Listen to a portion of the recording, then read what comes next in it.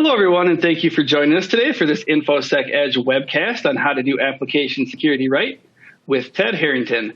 My name is Jeff, and I'll be moderating the session today. If you're not familiar with Ted, he is the #1 best-selling author of Hackable, How to Do Application Security Right. He's also the executive partner at Independent Security Evaluators. They are the company of ethical hackers famous for hacking cars, medical devices, web applications, password managers, and other things. He's also helped hundreds of companies fix tens of thousands of vulnerabilities, including Google, Amazon, and Netflix. And he's been featured in more than 100 media outlets, including the Wall Street Journal, Financial Times, Forbes, and our own Cyberwork podcast and Infosec Resources website. His team founded and organizes IoT Village, which is an event whose hacking contest is a 3-time DEF CON Black Badge winner. And he also hosts the Tech Done Different podcast. So I'm really excited to have you with us today, Ted. Yeah, thanks for having me. Excited to be here.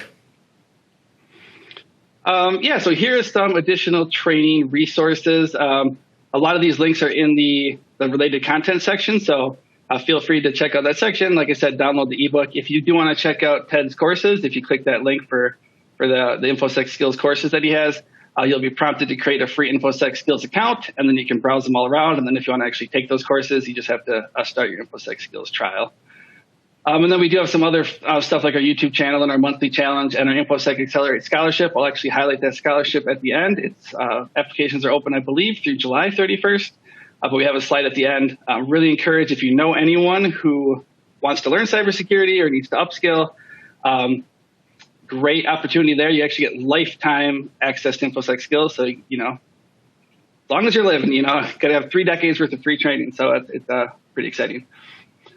So with that, before we jump into the actual conversation with Ted, wanted to just get a sense for who is on the call. So there's a poll that should be popping up on your screen. If you all want to take just a second to let us know, what your position is. Ted and myself, we can then try to sort of tailor the presentation to whatever you all want to talk about. So really encourage you to put your questions into the Q&A as well, so we can make this as useful for you as possible. So while we give everyone, a little bit of time to submit, Ted, you want to maybe talk a little bit about yourself and how you got started in security and what it is that you do? Sure. Yeah. Hi, everybody. My name is Ted Harrington, and as Jeff mentioned, I run this group of ethical hackers at our company's called Independent Security Evaluators, and it's pretty fun. We're the good guy hackers. We get to do the bad guy stuff and help companies and not go to jail for it. So it's pretty fun. But yeah, we came out of security research. That's really the foundation of just everything that we do. Our entire business model is built around it. But essentially, the first thing we did was we hacked a car. And when we found a way to start a car without the authentic key by essentially building this weaponized software radio that enabled us to start the car. And it was a pretty cool moment, not just for security research and not just because it was cool, but because it was cool to see the subject of the research was Ford, and to see them react. At first they didn't believe us, but then eventually they did. But it was good to see them, once they did believe us that we actually had done this, how quickly they actually changed the problem, because this impacted something like, I forget what the number was, but we're talking million. I think it was like 10 million units were deployed worldwide at the time that were impacted by this particular flaw that we found, and they were able to fix it. And that's the whole point of security research. That's the whole point of ethical hacking. That's the whole point of why I wrote a book. That's the whole point of why I created this course. That's the whole point of why I'm here on this webinar. The whole point is to make things better. So hopefully I can leave everyone today with some ideas and insights that will make that outcome become a reality. Yeah, I know on a lot of our webinars, a lot of people seem to like the offensive side of security. So I'm sure they'll have a lot of good stories and stuff to share there about how you ended up in that role. Answers to your poll here. It looks like we have a little over a third of the people are managing a team or in the other area. So I think that's probably actually good for this call because, as you mentioned in your learning path and your book and your ebook and all that good stuff, the learning path really isn't, technical, right? It's more for kind of leadership or strategy, I'd say. And so I pulled this slide, I think it's in one of the videos in the course. So I thought this was just kind of a good overview for some of the areas that you talk about. And if there's anything on the slide that pops out to you, we got a few slides. We're going to go through some different areas. But if there's any questions kind of along these lines of securing your systems in any of these categories, feel free to drop them in as we chat, and we'll answer them throughout or at the end. But is there anything you want to say about your learning path, your ebook, and kind of what it's all about? Yeah, so you summarized it, I think, pretty well, in that really what I was looking to do here was the reason I created this course, which is also based on the ideas in my book, which is based on the experience of my life. Like they're all interwoven, is because I found over the many years of leading this group of ethical hackers, I found that I was having the same conversations over and over and over and over again with whether it was our customers or prospective customers or just people out in the community, or after I gave a keynote, talking to people who came up to me afterwards. It seemed that everyone really had the same problems. Now, not everyone necessarily identified them the way that I've described them, but they all kind of fit into these same categories. And then as I thought that was really interesting once I noticed that. And then I started thinking about, okay, well, what are the solutions to those problems that everybody has? And that was what really motivated me to want to do all of this. I mean, it's what led me to be right here on this webinar today, because I wanted to create a course that did this. I wanted to write a book that talked about this, because I realized that the conventional solutions, the way that most people talk about solving their security challenges, are wrong.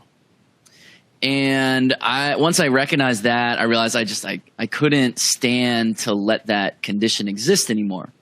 And so what's listed on this slide right here, these sort of 10 main ideas, these are the combination of these ideas is how you actually will best secure software systems. And in fact, these principles apply not just to software, they apply to how you secure networks, et cetera, but I've narrowed the focus to apps. So these are the combination of these are how you do it. And each one of these has a prevailing wisdom that is wrong that I sort of tackle and help identify why that is incorrect, and then help you understand what to replace that misconception with, and then tell you exactly how to do it. Perfect. Yeah, so we have about 5 areas, I guess, that stood out to me. Put together 5 kind of talking points that we can go through. But like I said, feel free to throw in your questions, and we can get those over to Ted as well. I thought it was interesting, a couple of blogs that I read about the cybersecurity skills shortage, just because I've been in cybersecurity marketing for about a decade now, and it's just everyone's been beating that drum for a long time. And so no matter all the great stuff we're going to talk about today, like, you can't implement that without the people, right? And I really like your approach of talking about the in-house expertise and the external team and how to balance them together to help help hit your goals or whatever. So can you talk just a little bit about the shortage in the cybersecurity industry that you're seeing right now, and how you see like in-house versus external kind of coming together to help fill that out? Yeah, it's kind of funny, this particular topic, because I'm so grateful the team that I had who helped me edit my book when I was writing it, because when I was writing about the idea of, there's this skills shortage and it's not going away anytime soon, I initially didn't explain it. I just was like, so there's a skills shortage, because I understand that. Everyone in security, I think, understands that.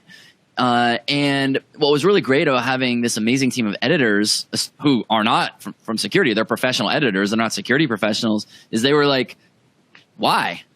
Explain that to me. And that was a really fascinating moment for me, because I actually had to pause and think about that. And I had to now go ask people and, get more than just the sort of knee-jerk reaction. I think we all in security, we know that this shortage exists. But do we pause to ask why?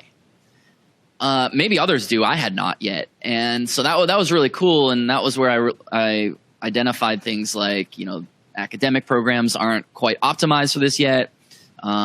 There's all these perception issues around that maybe security is too hard. People all the time. I mean, I speak to students at university level and things like that. all the time, and they're, maybe sophomores in a computer science program, and they're like, I can't get into security, it's too late. I'm like, you are 16 years old, or however old you are when you're a sophomore. I can't remember how old you are. You're like, you have your whole life ahead of you. I didn't even enter security till I was in my late 20s. What are you talking about? So there's this sort of misconceptions about, what's causing the shortage. And separate from that, what you have on the screen right here is not necessarily a problem with the skills shortage, but is more about what's the best way to actually capture the benefits of different security approaches. So one way you could approach security is entirely outsource it. Another way you could approach it is to not work with outside experts at all and only build in-house teams. And then the third way is, of course, to combine the two. And it might surprise people that, certainly I would benefit from saying like, hey, everybody should only hire outside experts because what do you know? I happen to have that. But that would just be not the correct advice. And the correct advice is you actually want to use both. Now, not everyone can have both internal resources and external resources right away. So the way that most companies have to start is by entirely outsourcing. And then as they grow and the revenues grow and they can build capabilities, then they can start building their team. And then the internal team can work with the external team.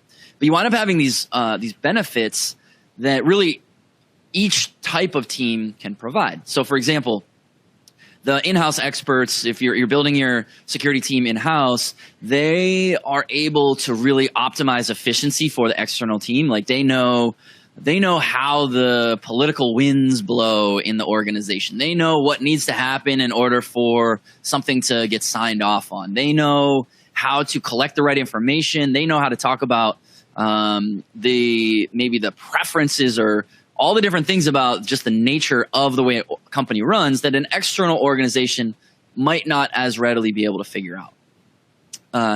The external team, they're able to bring this independent, unbiased viewpoint, right? Like, I'm not employed by your CEO, so I don't have a problem telling your CEO the way that it is, where someone who maybe reports to the CEO might be like, the CEO doesn't like to hear that. It's like, well, unfortunately, I'm going to tell you how it is, even if you don't necessarily want to hear it that way. And so you have that independence. You have the sort of the fractional use of expertise that you need when you need it, but not all the time. So, for example, most companies don't need somebody who's an expert in reverse engineering on their staff all the time. But you need that expertise for your security program. And so by working with an outside party, you get that like for the project, but you're not paying, someone's huge salary to do that. So the combination of those two teams ultimately leads to the best posture for a security program.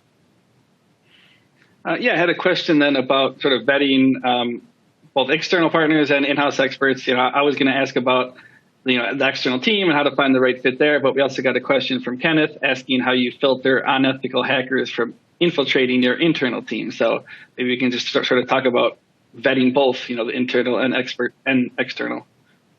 Yeah, that's a great question. One I receive very commonly. And it's funny, earlier in my career, one of my friends he's this like big time investment banker, and he's really big into weapons systems, and that's like the area where his expertise is. So he's not in cybersecurity. And earlier in my career, when he heard about the fact that, I get up on the stage at conferences and I talk about these principles of how systems get hacked and what you should do about it. And he's like his brain couldn't wrap his brain around it. He's like, well, what's to stop the bad guy from being in that same audience? Right? Aren't you couldn't you be teaching the bad guy these same things? And the answer is, well, yeah, but the bad guy's going to learn this stuff anyway. So if we don't teach it, all that we're really doing is holding back the good guys who are trying to understand this stuff. And so that's a slightly different question, right? Which is like, should you teach things to people? How do you keep the bad person from learning those things? And the question that was asked is a derivative of that, which is, okay, well, how do you keep the bad guys from infiltrating the good guy teams? And that is actually a pretty significant challenge. One of the things I talk about in the course is one of the courses talks all about threat modeling. And within threat modeling, we talk about the different types of adversaries. And one type of adversary, the attack technique, is literally for an attacker to join an organization with the intent to harm the organization. So that is actually something that happens. A slight variation on that is where the attacker they joined the organization. They weren't originally bad, but something changed. Maybe they got recruited in some way, or just their politics changed. I mean, these things happen. So this is what we're talking about here: is the insider. How do we deal with the insider? And the insider is more than just the determined malicious insider, which we just talked about, someone who wants to join the organization to harm it.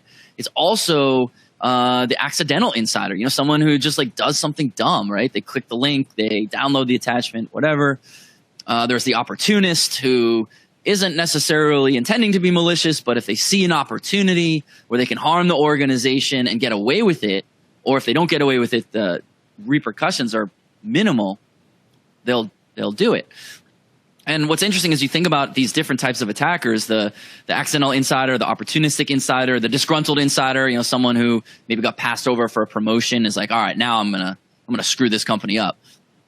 And then, of course, the determined malicious insider, which I started this answer with. Each of those you defend against differently. For example, training is pretty effective against the accidental insider, because the accidental insider, they don't mean to harm the organization, they just do something dumb. And so if you teach them what not to do, then they don't do it. But would that be useful against the determined malicious insider, right? The person who says, I'm going to join this company because I'm an agent for a nation state actor, I'm going to join the company. And then that nation state actor agent gets the training. Does it change what they're going to do? Absolutely not. So that just goes to show there's different approaches for the different attacker types. Same with the opportunistic insider. As I mentioned, they'll do it if they think they won't get caught or the repercussions will be low. So what do you do for them? Well, you make it so that you increase the likelihood they will get caught.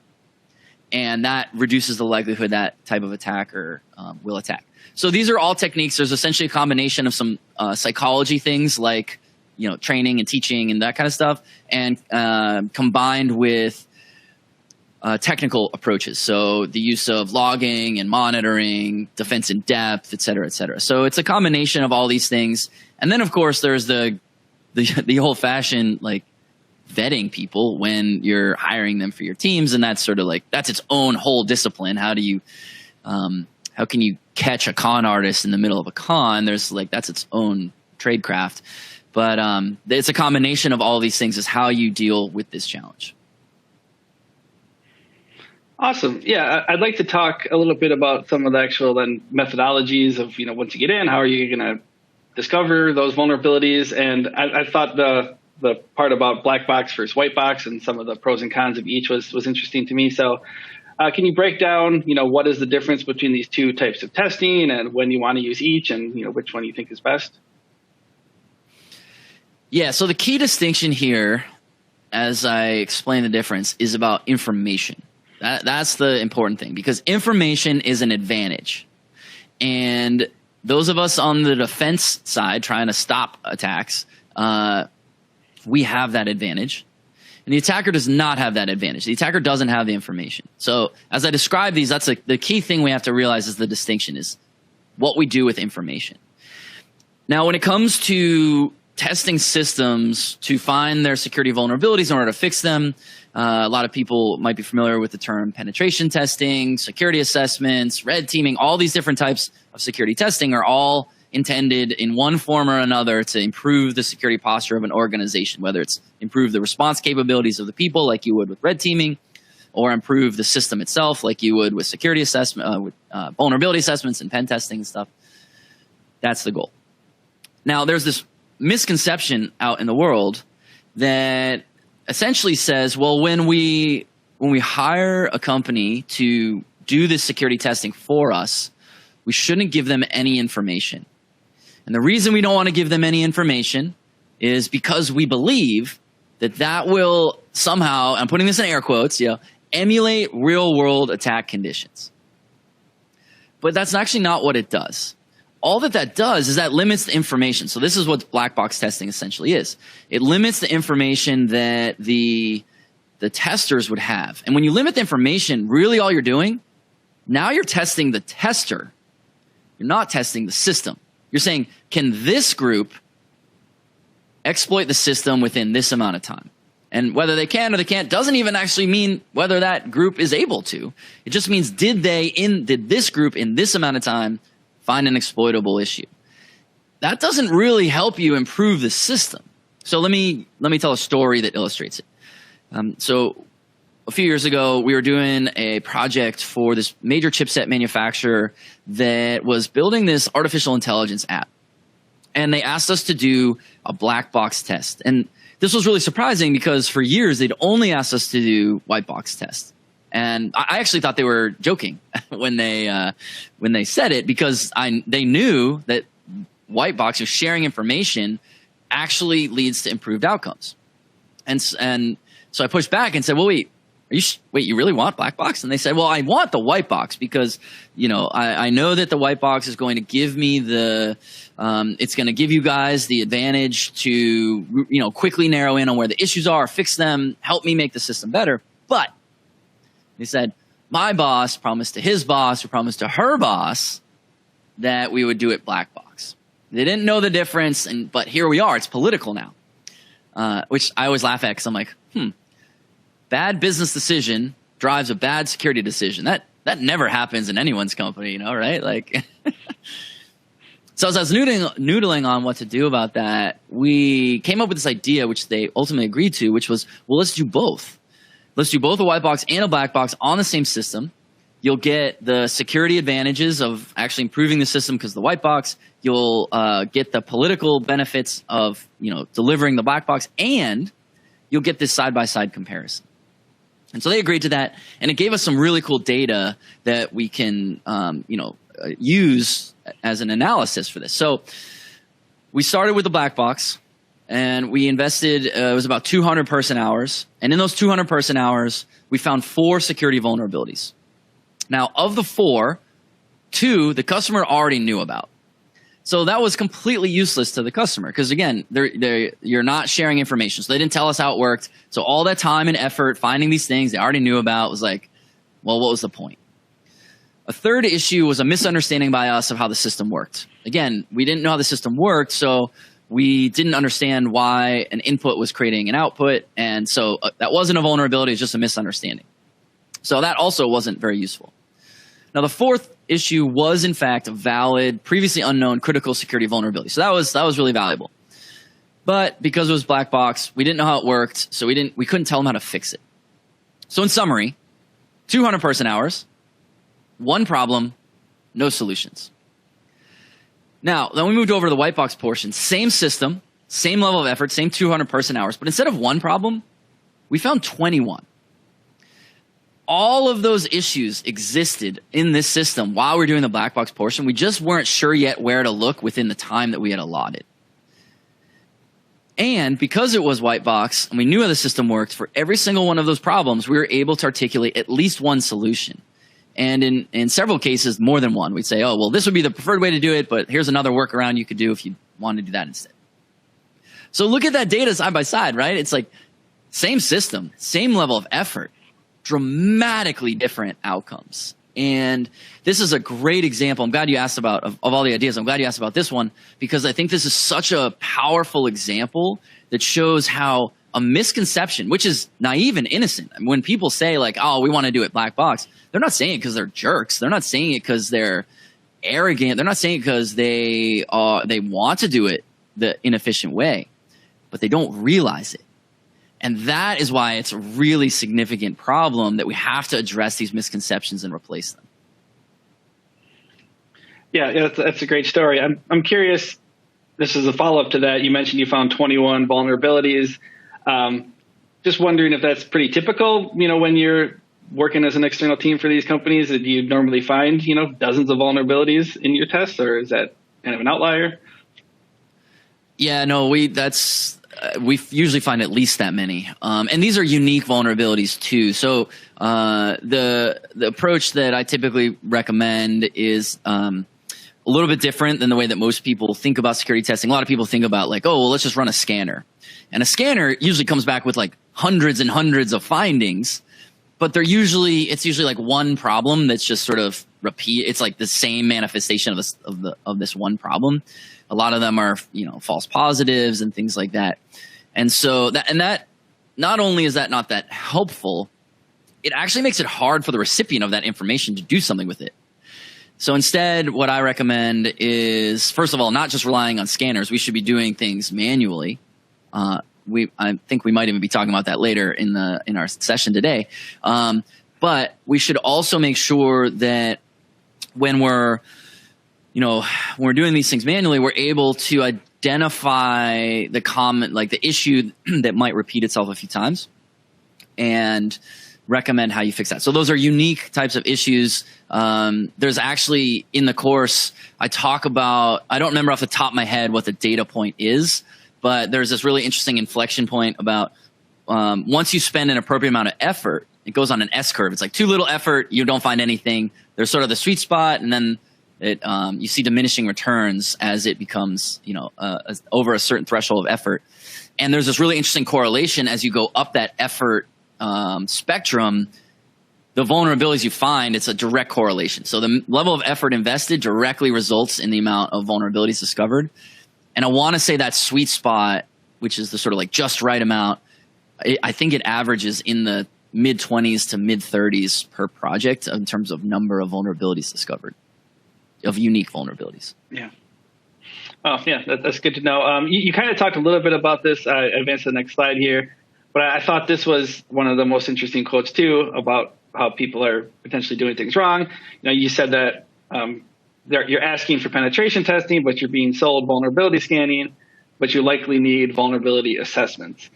So can you break down that quote a little more for us? Sure. Yeah, this is another massive problem that I see across the industry, and unfortunately, I think that the security community ourselves, we have created this problem because probably, I don't know exactly why, but probably because of marketing is my best hypothesis. Because penetration testing has sort of become the catch-all term for security testing. Penetration testing means a very specific thing. I believe that it's probably used to describe other things, partly because it sounds cool, like it's a cool term if we're honest. And I think also because this, for whatever reason, has become the term that a lot of regulatory bodies, a lot of customers have just sort of been asking for, but without really describing what they mean by it. And so that's created this weird situation that's really unlike any other industry. Like if you think about like you go to a doctor, right? And when you go to one physician and they're like, you need a hip replacement. When you go get a second opinion and someone else says you need a hip replacement, those doctors are saying the exact same thing. The first doctor isn't saying literally remove your hip bone and replace it with metal. And the second one is saying you need more fiber in your diet. But that's what's happening when we use these terms incorrectly in security. So I'll use a car metaphor to describe what these different things are. So penetration testing is kind of like when a car maker wants to determine how does a vehicle perform in a specific crash scenario. So what do? They literally crash the car against the wall. And they're testing a specific thing, like will the passenger survive in a head-on collision? So it's very narrowly scoped. It's looking at a system that's entirely built, and they're determining, and it's already gone through a lot of testing to get to this point, and now they're testing this specific scenario. So that's really what penetration testing is like. It's really good for systems that have been through a lot of hardening already. It's testing a specific thing like, can an attacker escalate privileges, whatever. So that's what penetration testing is. But if you were to go Google right now, like, penetration testing services or just penetration testing, like any version of that term, most of what you're going to get in Google are going to actually be vulnerability scans. because penetration testing it's become so imprecise. Even though it means a specific thing, it's often being used to describe something differently. So scanning is kind of like, if we go back to our car metaphor, it's like when the check engine light comes on in your car and you go to the mechanic and they stick that little diagnostic tool under the dash and it, interrogates the onboard computer, and it comes back and says, oh, well, here's how you turn off the check engine light. That's what vulnerability scanning is like. It quickly checks for known issues. The issues by definition have to be known. An automated scanner cannot look for unknown issues. It can't chain issues together. And when you think about those, I mean, obviously we're talking about a metaphor here, but you think about those two things side by side, like crash testing the car or turning off the check engine light, like those are pretty different. But they're pretty different. They require different investments of time and effort and money, and they produce different outcomes, yet they're described the same. But what makes this even more confusing is that what people typically really need are vulnerability assessments. Now, there are cases, of course, where you need scanning, and there's cases for penetration testing. But by and large, what people are looking for when they're hiring security testing is they're saying, hey, look, I want to know, how will my unique system be attacked? I have a unique threat model. I want to know, how do I find the vulnerability? I want to think holistically. How do I make this better? And that's what vulnerability assessments do. And so in our car metaphor, it's sort of like the entire automotive safety department, right? They think about the side impact beams and the safety belts and the airbags and the lane departure technology and the roll cage and all these things they think about in terms of how do all these systems work together in order to make sure that we increase the likelihood the passenger survives an accident. And so those are three really remarkably different things. And I think the key that we want to realize as we think about this is the logical question would be, well, Ted, what do you want me to do with this information? Do you want me to go memorize these terms? And yes, I would like people to use the right term to describe the right thing.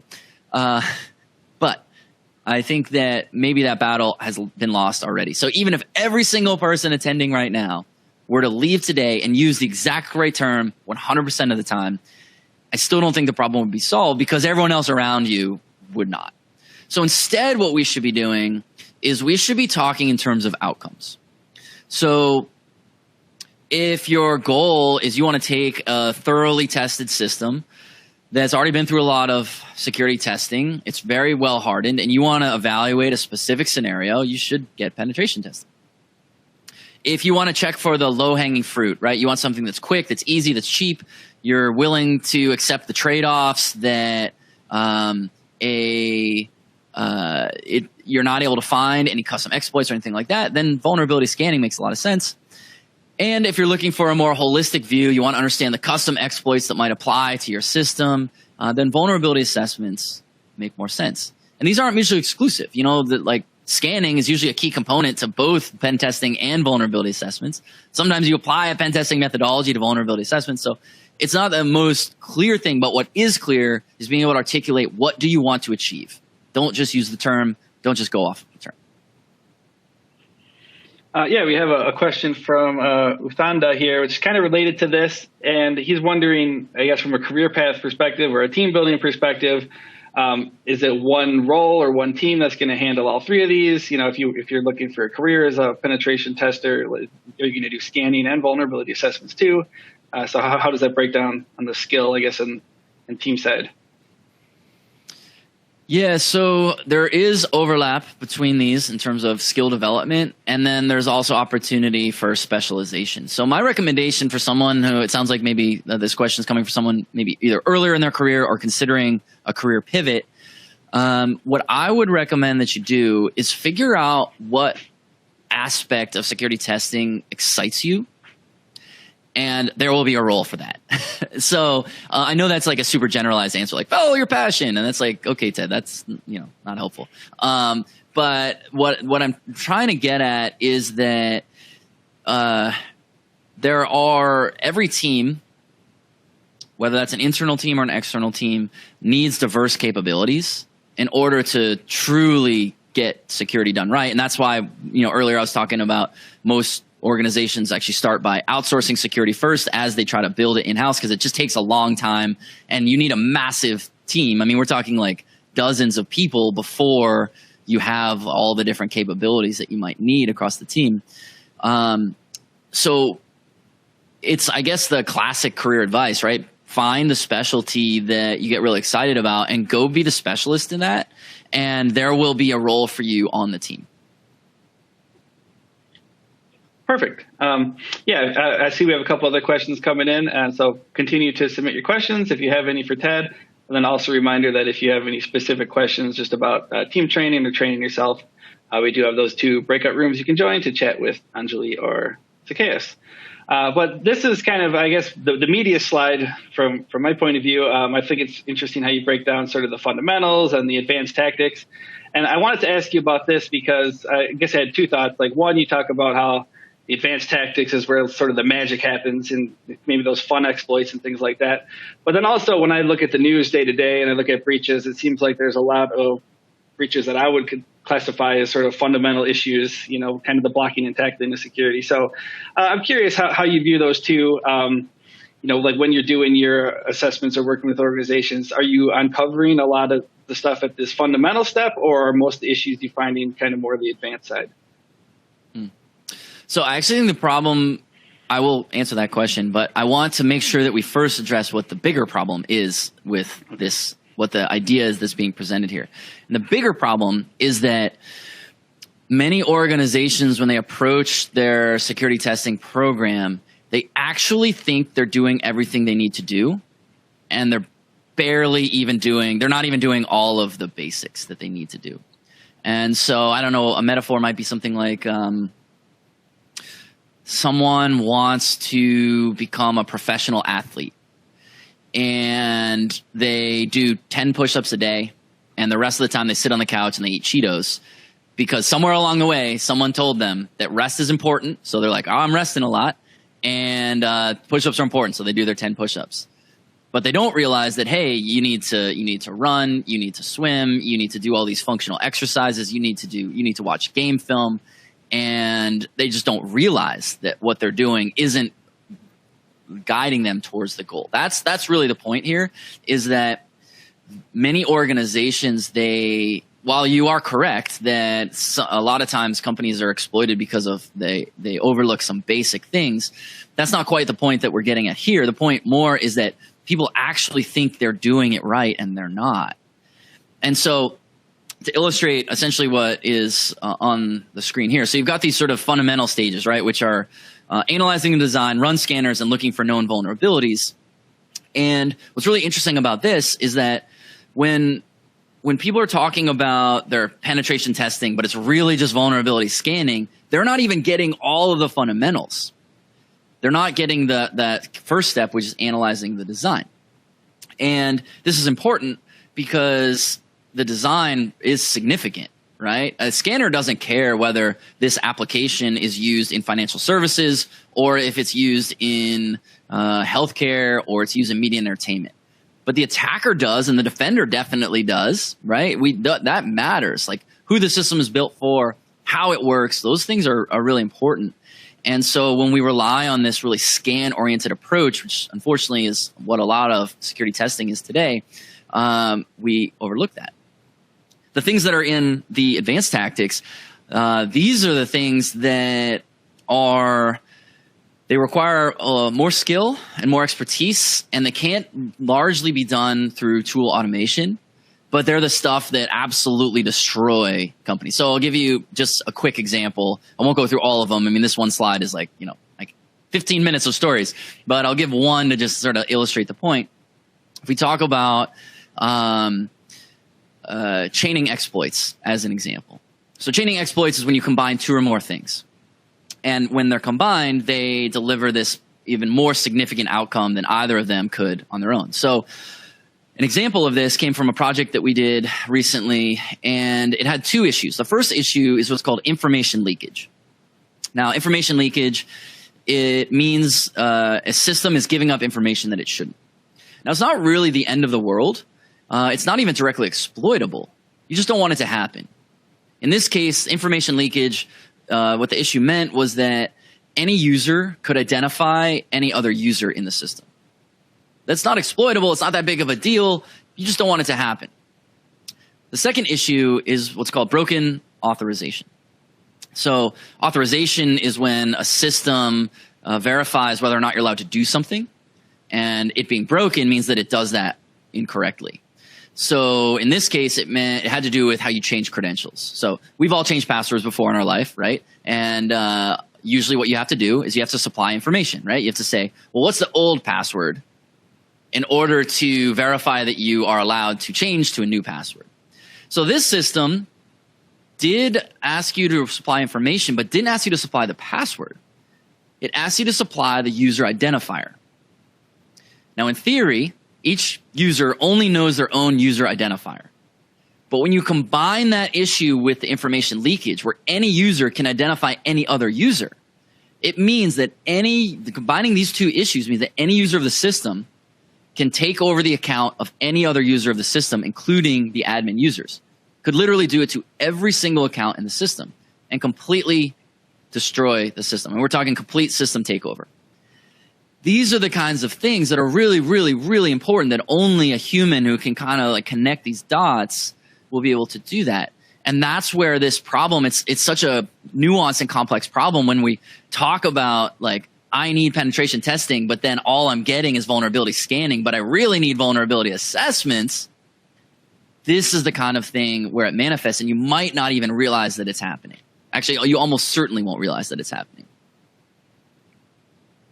Yeah, that's definitely very, very interesting and illuminating. So I guess, to answer my question, there's a lot of, they kind of go together. You've chained together a couple of those fundamentals and do an advanced exploit.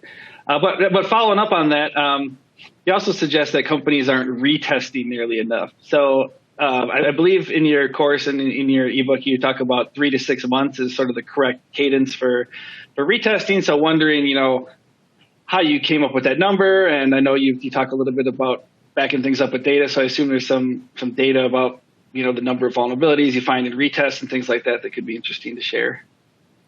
Sure.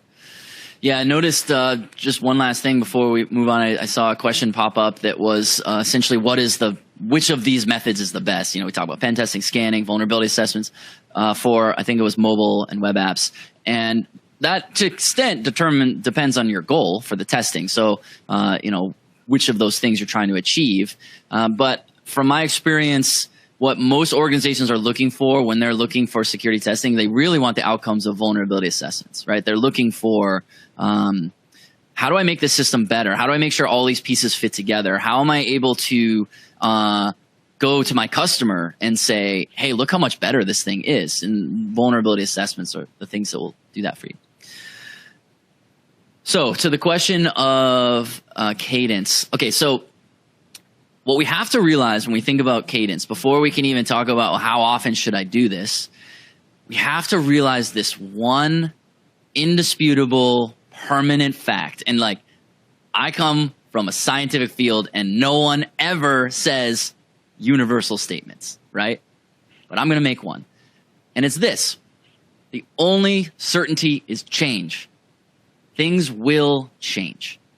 The tech will change. The competitive landscape will change. The marketplace will change. Your customers' needs will change. The attacker will change. The attack techniques will change. New vulnerabilities will be discovered in critical infrastructure or in the supply chain that we never knew about before.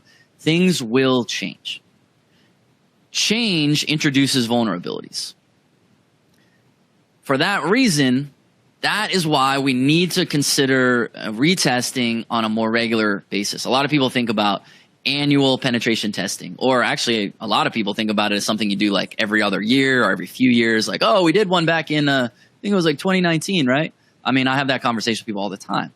That's just not sufficient because so much changes so fast. I'm here in Los Angeles. I was sitting on the beach yesterday watching the sunset, and this metaphor sort of struck me for the first time about this topic of change. I'm looking at the tide, and I was sitting really close to the tide line, and I couldn't remember at that time of day whether the tide is coming in or coming out. And that's important because if it's coming in, I'm going to get wet pretty soon. If it's going out, I'm good. But I thought that was interesting as I was thinking about that the tide is not static. The tide is never just something. The tide is always going one direction or another. It's always going in or it's going out. It's never standing still. And that's really what our tech is like. It's always changing. and change introduces vulnerabilities. So this every 3 to 6 months cadence, where it comes from, there's all kinds of data that we analyzed from our past decades plus of our own assessments, like what's the best way to keep the system secure. And there's actually a couple aspects to it. So not only does it deliver better security to do security more often, it's also more cost efficient. This is one of those super rare times in life where the better approach is also the better price. Usually you have to pay more to get the better thing, but in this particular thing, how often we do a thing actually leads to a better price. So if we do it more often, it leads to a better price. So for example, over a 3-year period, doing a security test once a year every year versus doing it every 6 months, it's actually less expensive to do it every 6 months. And the reason that exists is it has to do with efficiency, right? So the security testers, they're more familiar with the system, less has changed. They're able to be in more regular dialogue with your team. It's more efficient. I mean, think about anything you do right now that you're efficient at, and stop doing it, and then a year from now, pick it back up again. Are you going to be as good as you are right now? Of course not. You're going to have to go through the learning curve again. So really the difference about this cost efficiency has to do with purely learning curve. And so it's actually more cost efficient and considerably more effective to do security more regularly. Yeah, we have a couple other questions that came in here. Shivam is asking, as someone who's new to penetration testing, what is the right path to start when testing a web application? So is this sort of the order you would recommend going through, starting with analyzing the design and working up, or where should someone start if they're kind of new to the concept? Yeah, I would do it in exactly this order, from the bottom up. First you want to understand how the system works. The reason you want to run a scanner is that identifies the common issues quickly that might take a lot of manual effort to go identify. And scanners also help you look for known vulnerabilities. By definition, that's what they do. Then you want to manually look for common known vulnerabilities. So if we're talking about, I believe the question was asking about web apps. And so you might look at something like the OWASP Top 10, which is a listing of the most common vulnerabilities that afflict web applications. And so you'd cross-reference that list to see what issues in that list might potentially exist here.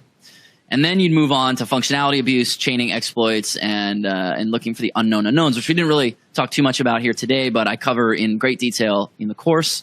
And that is exactly how I would think about it for someone new to pen testing. Yeah, and then we have one more question from Michael. He says that they're a state agency that will be replacing several enterprise legacy systems at a cost of several $1 million. They are going to follow the NIST 800-53 guidelines. What guidelines do you recommend to be followed to ensure system security is adequately addressed during this systems development process? That was a long one. I think, if I'm going to summarize, the question was what framework or guidelines would I recommend? Yeah, basically, what guidelines, technical controls, things like that you follow to ensure security? So in order to answer that, we first need to realize this really important fact, that a secure system is often compliant, but a compliant system is not necessarily secure. We have to realize what regulatory frameworks do. Like, how do they exist? So if we think about how does it come to existence, it comes to existence through negotiation and compromise. Because what happens is you have a group of people who all have largely common goals, but have different viewpoints on the goal, different challenges, different needs, whatever. And essentially there's a lot of debate. A lot of these are typically done on a volunteer basis. And it gets to a point where consensus is achieved. But in order to achieve consensus, you kind of have to think about it as sort of like a bell curve, right? So the consensus is like, all right, the middle of this bell curve agrees, like these are the things we need to do. But by definition, there will be gaps because every organization, every company is unique. Even two companies that are ostensibly similar, competitors even, they're unique, right? Like anyone who works for any company right now, think about your most direct competitor. Would you say that you're the same? Of course not. You'd say, look, here's the 10 ways we're different, right? Like every company is different. And those differences mean that even someone who's like, I'm going to follow whatever, fill in the blank framework, you still need to go above and beyond that. So compliance frameworks are a good start. They're not the whole thing. And that's where big red flags raised for me when people talk about their security program, and what they lead with are the frameworks they comply with. Because that suggests they're going about it the wrong way. I used this metaphor before about like someone wanting to become a professional athlete. So compliance is kind of similar, right? And that, so let's say someone wants to make the Olympic team. And to make the Olympic team, you have to like run a certain number of races. You have to have demonstrated certain performance in certain types of like, whatever, I don't know, jumping jack competition. I'm making up a sport now, but you're trying to make the Olympic team, and they're like, you have to demonstrate these things, and so you do those things. Well, who's going to make the Olympic team? The person who's like, look, here are the 10 things I have to do, so I'm going to do those 10 things, or the person who lives and breathes it and is like, of course I'm going to have. By the time I'm done with this, I will have done those 10 things without even thinking about it, because my mission is this other thing. Like my mission is to be the best at this. And so I know the question was not, how should we think about compliance, regulatory frameworks? And I just went on a super rant about it. But I think it's really, really important that we understand the role of these frameworks. Like, what does a framework do?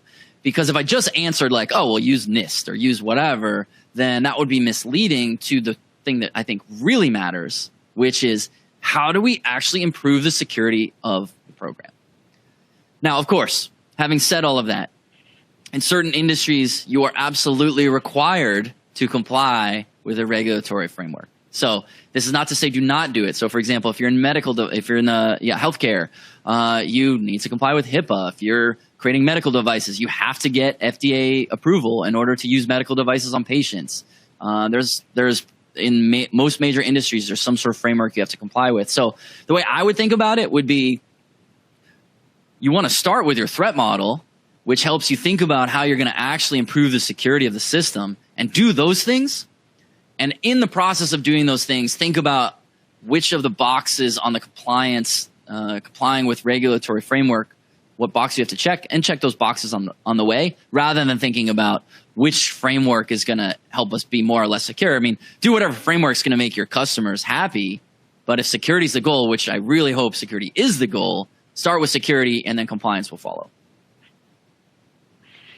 Awesome. Yeah, we have just a couple minutes left, and I really wanted to touch on the budget side of things, because you can talk a lot about improving security, but that's always one of the top things in all the surveys you read. Not enough budget, not enough headcount, things like that. So I know you have some interesting data to talk about here, but I think you talked a little bit about this S curve of the sweet spot. So can you just talk a little bit about that more, and maybe some of the data that you found about basically making the case for cybersecurity spending?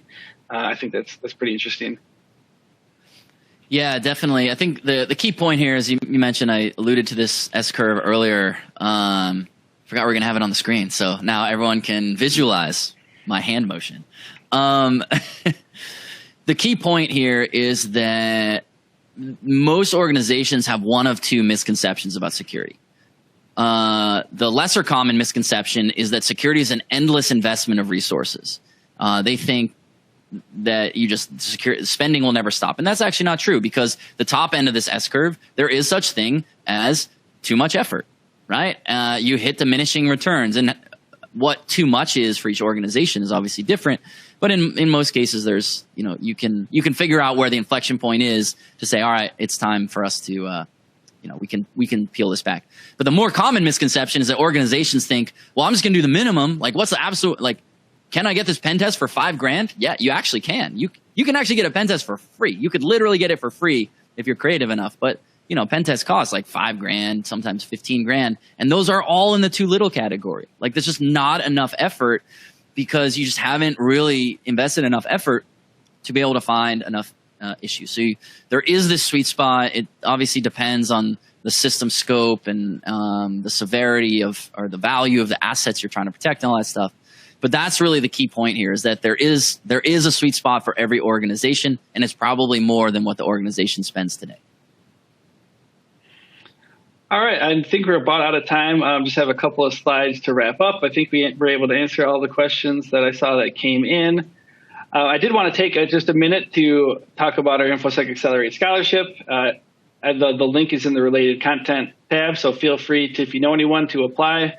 I think there are 5 different categories that we have that you can apply for, and if you are one of the winners, you will, I think, there's 15 scholarships. If you're one of those 15 that gets selected, you get lifetime access to Infosec Skills, which is pretty exciting.